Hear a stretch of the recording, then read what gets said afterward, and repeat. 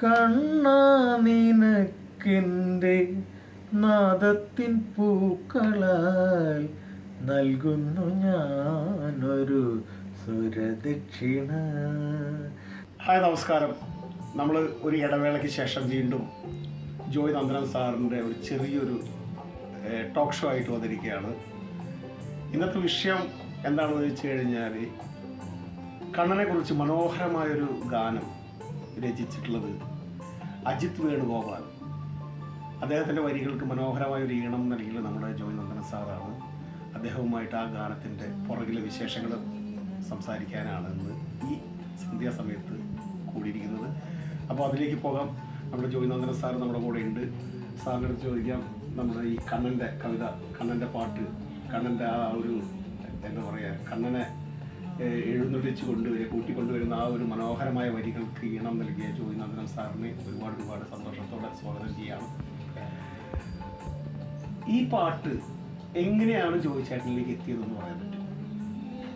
ഇല്ല, അജിത് വേണുഗോപാൽ എന്ന് പറയുന്നത് വർഷങ്ങളായിട്ട് ഞാൻ ഇതുവരെ നേരിട്ട് കണ്ടിട്ടില്ലാത്ത എൻ്റെ ഒരു പ്രിയ സഹോദരനാണ്. ആ അജിത്തിൻ്റെ ഒരുപാട് വരികൾക്ക് ഞാൻ ഈണം പകർന്നിട്ടുണ്ട്. പക്ഷേ ഇതുവരെ ഇതുപോലെ ഇങ്ങനെ ഇരിക്കാനായിട്ട് ഒരു യോഗം ഉണ്ടായിട്ടില്ല. ഞാൻ എൻ്റെ ലൈഫിൽ കഴിഞ്ഞ വർഷം ഞാൻ അജിത്തിനെ കാണണമെന്ന് വിചാരിച്ചുകൊണ്ട് എൻ്റെ ഫാമിലിയുമായിട്ട് ഞാൻ വണ്ടിയെടുത്ത് അവിടെ തൃശ്ശൂർ ചെന്നപ്പോൾ ആള് പിന്നെന്താ പറയുക, ഒത്തില്ല, ആക്സിഡൻ്റാണ്. അപ്പോൾ അങ്ങനെയുള്ള പ്രശ്നം കാരണം ഇന്ന് വരെ അജിത്തിനെ കണ്ടില്ല. പക്ഷേ എന്തെങ്കിലും കണ്ടിട്ടില്ലെങ്കിലും ആ ഒരു സ്നേഹം എന്ന് പറയുന്നത്, അജിത്തിൻ്റെ സ്നേഹം ഇന്ന് വരെ എൻ്റെ മനസ്സിൽ നിന്ന് വിട്ടുപോയിട്ടുമില്ല. അജിത്ത് എന്ന് പറയുന്ന ഒരു വ്യക്തിയും ജോയ് ചേട്ടനെ മറന്നിട്ടുമില്ല. അങ്ങനെ ഒരു സ്നേഹം വന്നുകൊണ്ട് പുള്ളിക്കാരന് പിന്നെ ചേർത്തല. അല്ല, ഈ വരികൾ എങ്ങനെയാണ് ജോയ് ചേട്ടൻ്റെ കയ്യിലേക്ക്? അല്ല, വരികള് എന്നോട് ചോദിക്കും, ചോദിച്ചേട്ടാ ഞാനിത് എഴുതട്ടെ, ചോദിച്ചേട്ടാ സംഗീതം ചെയ്യുമോ എന്ന് എന്നടുത്ത് ചോദിക്കാറുണ്ട്. അങ്ങനെ വന്ന ഒരു പാട്ട് തന്നെയാണെന്ന് പറയാം. പക്ഷെ അത് മനോഹരമായിട്ടുണ്ട്. പാട്ട് ഞാൻ കേട്ടു, മനോഹരമായിട്ടുള്ള. നമുക്ക് ഇതിൽ പ്ലേ ചെയ്യാം, നമുക്ക് കേൾക്കാം. ജോയ് ചേട്ടൻ തന്നെ. അത് മാത്രമല്ല അത് പിന്നെ അജിത്ത് രചന നിർവഹിച്ച ഒരു പാട്ട് തന്നെയാണ്. വിദ്യാരൻ മാഷ് എനിക്ക് തരണമെന്ന് അജിത്തിനോട് പറഞ്ഞിട്ട് ആ പാട്ടാണ് ഈ പാട്ടായിരിക്കും.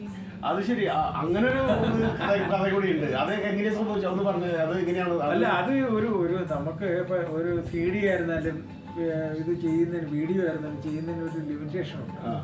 അപ്പൊ അതിന് ഇത്ര ലെങ്തി അല്ലെങ്കിൽ ഇത്ര പാട്ടുകൾ മാത്രമേ നമുക്ക്. ഇപ്പൊ ഞാൻ തന്നെ ഇവിടെ KMPC 10 പാട്ടുകൾ ഞാൻ ചെയ്തിട്ടുണ്ട് ഒരു സുഹൃത്തുമായിട്ട്. 10 പാട്ടുകൾ. അപ്പൊ 10 പാട്ടുകൾ ചേരത്തില്ല. 11ാമതൊരു പാട്ട് കൂടി വന്നെങ്കിൽ അത് എക്സീഡാവും. അത് നമ്മളെ നിന്ന് മുന്നോട്ട് പോകുന്ന ഒരു സംഭവം. നമ്മൾ വെച്ചിരിക്കുന്ന ലിമിറ്റേഷൻ അനുസരിച്ച് അതിന് എക്സീഡഡ് എന്ന് പറഞ്ഞു കഴിഞ്ഞാൽ അതിനേക്കാളും മുന്നോട്ട് പോകുന്ന. അപ്പൊ അത് ഒരു ഇറിറ്റേഷൻ ഉണ്ടാവും, മറ്റുള്ളവർ കേൾക്കുന്നു. അപ്പൊ അതിന് വേണ്ടിയിട്ടുള്ള മാക്സിമം 10 പാട്ടുകളാണ്. അതിലൊരു പാട്ടാണ് വിദ്യാരാം മാസ്റ്റർ എനിക്ക് അജിത്തിനോട് പറഞ്ഞിട്ട്, ഞാൻ വിദ്യാരാം മാസ്റ്റർ വിളിച്ച് സംസാരിക്കുകയും ചെയ്തായിരുന്നു ഇതിനെക്കുറിച്ച്. നീ ചെയ്യടാന്നാ പറഞ്ഞു, അദ്ദേഹത്തിന്റെ സപ്പോർട്ട് കൂടി. അപ്പൊ അജിത്തിന്റെ ഈ പാട്ട് തന്നെയാണ് എനിക്ക് ചെയ്യണമെന്ന് തോന്നി. അപ്പൊ വിദ്യാരാം മാഷ് ഞാൻ വിളിച്ച് സംസാരിച്ചു, സാറേ ഇങ്ങനെ ഞാൻ ചെയ്യട്ടെ, സാറൊക്കെ ചെയ്യുന്ന പാട്ടല്ലേ, നമ്മള് കുഞ്ഞു കലാകാരന്മാരാണ് എന്ന് പറയുന്നത്, നീ ചെയ്യടാ. അങ്ങനെ സംഭവിച്ചിട്ടുള്ള ഒരു പാട്ടാണ് ഇപ്പൊ ഇറങ്ങിയത് ഈ ഒരു പാട്ട്. അത് ഈ സമയം എന്ന് പറഞ്ഞാൽ അഷ്ടമിരോഹിണി സമയം, കണ്ണന്റെ ആ ഒരു നല്ലൊരു സമയത്താണ് ജോയ് ചേട്ടന്റെ ഈ മനോഹരമായ സംഗീതത്തില് അത്രയും നല്ലൊരു വരികളാണ് കേട്ടോ. ഈ വരികളാണ് പറഞ്ഞാൽ അജിത് വേണുഗോപാൽ എന്ന് പറയുന്ന, അജിത്ത് വാരാണെന്നാണ് ഞങ്ങൾ വിളിക്കുന്നത്. അജിത്ത് വേണുഗോപാൽ എഴുതിയിരിക്കുന്ന വരികൾ അജിത്ത് എഴുതി കഴിഞ്ഞാൽ ചില സമയത്ത് അജിത്ത് ഓട്ടോറിക്ഷയിലാണ് പോകണമെന്ന് ചോദിച്ചേട്ടാ ഞാൻ എഴുതാൻ പോവുകയാണ്. ആ ഓട്ടോറിക്ഷയിൽ ഇരുന്നുകൊണ്ട് അവൻ എഴുതുന്ന വരികൾക്ക് ജീവനാണ്. ഓട്ടോ ഡ്രൈവറാണോ? അല്ല, അവന് ഓഫീസിൽ വർക്ക് ചെയ്യുന്ന ഓട്ടോറിക്ഷയിലാണ് പോകുന്നത്, യാത്ര എങ്കിലും എന്നെ വിളിക്കും, എന്നോട് ചോദിച്ചേട്ടാ എനിക്കൊരു പാട്ടിക്ക് ചെയ്യാം, ഞാൻ എഴുതട്ടെ. ഓട്ടോറിക്ഷയിലായിരുന്നാലും എവിടെയായിരുന്നാലും അവൻ എഴുതുന്ന പാട്ട് ഭയങ്കര ജീവൻ. അജിത്തിന്റെ എത്ര പാട്ടുകളാണ് ഞാൻ ചെയ്തിരിക്കുന്നത്. എന്നാൽ നമ്മൾ ഇതുവരെ ഇതേ കണക്ക് നമ്മളിപ്പോ ഇന്റർവ്യൂവിൽ പങ്കെടുക്കുന്ന രീതിയിൽ ഇതുവരെ അജിത്തിനെ എനിക്ക് കാണാൻ സാധിച്ചിട്ടില്ല. അതായത് നാട്ടിൽ പോകുമ്പോൾ ഒരിക്കൽ നാട്ടിൽ പോകുന്ന സമയത്ത് പല പല പ്രശ്നങ്ങളെ ആ സമയത്ത് കാണാൻ സാധിക്കുന്നില്ല. എന്തായാലും ഒരുപാട് സന്തോഷം. പക്ഷേ അത് എന്താ പറയുന്നത്, അവരുടെ ഫാമിലിയായിട്ടും നല്ലൊരു അറ്റാച്ച്മെന്റ് ആണ്. അജിത്ത് എഴുതുന്നു, ഞാൻ സംഗീതം ചെയ്യുന്നു. അജിത്തിന്റെ വൈഫ് നല്ലൊരു മോളാണ്.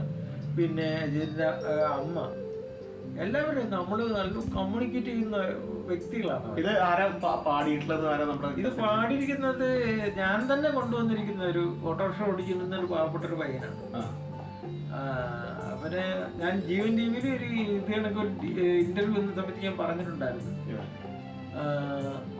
പാവപ്പെട്ട ഒരു പയ്യൻ. എന്റെ പേര്, അവന്റെ പേരെന്താ? അവന്റെ പേര് രാജേഷ് തനൈ. രാജേഷ് തനൈ. രാജേഷ് തനൈ. തനൈ.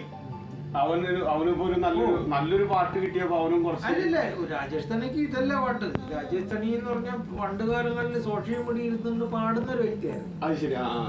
ഇപ്പൊ ഞാൻ എന്നടുത്ത് നാദതരംഗിണി എന്ന് പറഞ്ഞ ഒരാൾ പറഞ്ഞു, അതിന്റെ ടീം പറഞ്ഞു ഇങ്ങനെ അദ്ദേഹം പാടുന്ന ഒരു വ്യക്തിയാണ്. അപ്പൊ എനിക്ക് രാജേഷ് തന്നെ എനിക്കറിയത്തില്ല. അപ്പൊ ഞാൻ ഇവിടെ സത്യം പറഞ്ഞു കഴിഞ്ഞാൽ കിനാവ് എന്ന് പറഞ്ഞ ഒരു ആൽബം ചെയ്തിരിക്കുന്ന ഒരു കാണാത്തൊരു മോൾക്ക് വേണ്ടി ചെയ്തൊരു ആൽബം കുവൈറ്റ് സാൽമയില്. കാണാത്ത ഒരു കുഞ്ഞിന് വേണ്ടിയിട്ട് ഞാൻ ചെയ്തൊരു പാട്ടാണ്. അപ്പൊ അതിനെ പഠിപ്പിക്കുന്ന എങ്ങനെ, വാട്സപ്പിനകത്ത് പാടി കുഞ്ഞു പഠിക്കുന്നു. പക്ഷെ മോളെ കണ്ടത് ഞാൻ സ്റ്റുഡിയോയിൽ റെക്കോർഡ് ചെയ്യുന്ന സമയത്ത് മാത്രമേ. പക്ഷെ അതിനിടയിൽ സംഭവിച്ചെന്ന് പറഞ്ഞു കഴിഞ്ഞാൽ കുറെ ആൾക്കാർ പറഞ്ഞു നല്ലൊരു പാട്ട് സാറേ, ഇത് നമുക്ക് ഡ്യുവറ്റ് ആക്കിയാലോ എന്ന് വെച്ചു. ഈ പാട്ട് അപ്പം മെയിൽ വേഷം പാടാനായിട്ട് രാജേഷ് ഉണ്ട്. പിന്നെ ഫീമെയിൽ വേഷം പാടിയിരിക്കുന്നത് ബോംബെയിൽ നിന്ന് വന്നൊരു കൊച്ചാണ്. അപ്പൊ രണ്ടുപേരും കൂടി പാടി. അപ്പൊ രണ്ടുപേരും പാടിയതും ഈ പറഞ്ഞ മോൾക്ക് വേണ്ടി ചെയ്ത പാട്ട് മോള് നന്നായിട്ട് പാടി. അപ്പൊ അതിനിടയ്ക്ക് പിന്നെ എന്താ പറയുന്നത്, കുറച്ച് കൺഫ്യൂഷൻ അങ്ങോട്ടും ഇങ്ങോട്ടും ഉണ്ടായി. അങ്ങനെയാണ് അത് ചെയ്തെടുത്തിരിക്കുന്നത്. കിനാവ് എന്ന് പറഞ്ഞ ആൽബത്തിലാണ് രാജേഷ് ആദ്യമായിട്ട് വരുന്നത്. അവൻ ഓട്ടോറിക്ഷ ഡ്രൈവറാണ്. അല്ല, എന്റെ ഒരുപാട് പാട്ടുകൾ രാജേഷ് പാടിയിട്ടുണ്ട്. പിന്നെ അതിനിടയ്ക്ക് സംഭവിച്ചെന്ന് പറഞ്ഞാൽ ആൾക്കാർ ചോദിക്കാറുണ്ട്, ഈ രാജേഷ് തനിയും മാത്രമേ പാടത്തുള്ളൂ. അത് ശരിയാ. അല്ല, നമ്മള് ഒരു വ്യക്തിയെ പ്രൊമോട്ട് ചെയ്ത് കൊണ്ടുവന്ന് ലോകങ്ങളിൽ എത്തിക്കാനാണ് ഞാൻ തീർച്ചയായിട്ടും അറിയപ്പെടാതെ കിടക്കുന്ന വ്യക്തികളെ പുറം ലോകത്ത് നമ്മൾ പോലും അറിഞ്ഞിട്ടില്ലല്ലോ, പുറം ലോകത്തേക്ക് എത്തിക്കുക. ഞാൻ ഇത്രയും പാട്ടുകൾ ചെയ്തിട്ടുണ്ട്. ഇപ്പൊ എന്താ പറയണ, ഒരുപാട് പേര് പാടിയിട്ടുണ്ട് എന്റെ സംഗീതത്തിൽ. പക്ഷെ ഞാനാരെന്നുള്ളത് ഇന്ന് വരെ ആർക്കറിയില്ല. അറിയപ്പെടാത്ത ഒരു എനിക്കൊരു വിഷയമുള്ള കാര്യമില്ല. ഇത് ദൈവം തന്നിരിക്കുന്ന ഒരു കഴിവ് വെച്ച് ഞാൻ പാടുന്നു, പഠിപ്പിക്കുന്നു. എന്താ പറയുന്നത്, ഇവിടെ തന്നെ 3 സ്കൂളിലെ 15ഓളം കുട്ടികളെ ഞാൻ പഠിപ്പിച്ചിട്ടുള്ള. അതല്ല, അതെനിക്കറിയാലോ. നമുക്കല്ലേ, കാരണം എന്ന് വെച്ച് കഴിഞ്ഞാല് ജോയിച്ചേട്ടനെ പറ്റിയിട്ട് ഒരുപാട് കാലമായിട്ട് ഞാൻ കാണുന്നതാണ്. ജോയിച്ചേട്ടന്റെ ഒരുപാട് ഇന്റർവ്യൂ നമ്മൾ തന്നെ ചെയ്തിട്ട് ഇഷ്ടം പോലെ ചെയ്തിട്ടുള്ളതാണ്. ഇറങ്ങുന്ന ഓരോ പാട്ടുകൾക്കും നമ്മൾ അതിന്റെ, അതുപോലെ കഴിഞ്ഞ പ്രാവശ്യം ഇന്റർവ്യൂ നമ്മൾ ചെയ്തു ഓൺ ദ സ്പോട്ടിൽ സംഗീതം ചെയ്യുന്ന GK പരമേശ്വരന്റെ. അപ്പൊ ഒരുപാട് നമ്മൾ തമ്മിലുള്ള ഇന്റർവ്യൂസുകൾ നടന്നിട്ടുണ്ട്. അപ്പൊ ജോയിച്ചേട്ടൻ നമുക്ക് ഇതിന്റെ വിശേഷങ്ങൾ കുറെ അറിഞ്ഞു. ഇത് 2 വരി പാട്ട് ചോദിച്ചതിന്റെ വായിലൂടെ ഒന്ന് കേൾക്കാൻ സാധിക്കുമോ എന്നുള്ളതാണ് ഞാനിപ്പോ ചോദിക്കുന്നത്. ഒരു 2 വരി ഒന്ന് ജസ്റ്റ് ഒന്ന് പാടുകയാണെന്നുണ്ടെങ്കിൽ. വേണ്ട, വെറുതെ ചോദിച്ചേട്ടൻ ഒന്ന് 2 വരി ഒന്ന് പാടിക്കഴിഞ്ഞാൽ. കണ്ണാ നിനക്കെന്റെ നാദത്തിൻ പൂക്കളാൽ, നാദത്തിൻ പൂക്കളാൽ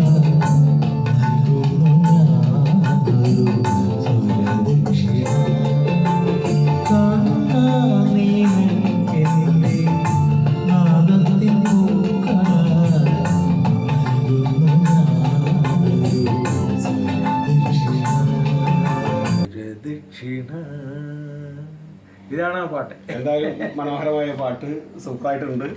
ഒരുപാട് സന്തോഷം ജോയിച്ചേട്ടനെ കാണാൻ സാധിച്ചതിലും. തീർച്ചയായിട്ടും ഇനിയും പുതിയ പാട്ടുകൾ ഇറങ്ങട്ടെ, പുതിയ എഴുത്തുകാരായിട്ട്. ഇപ്പൊ ഇറങ്ങാൻ പോകുന്നത് പിന്നെ ഒരു ക്രിസ്ത്യൻ സോങ് ആണ്. ദുബായിലാണ് ഇറങ്ങുന്നത്. ഞാൻ കുവൈറ്റിലാണ് ചെയ്യുന്നത്.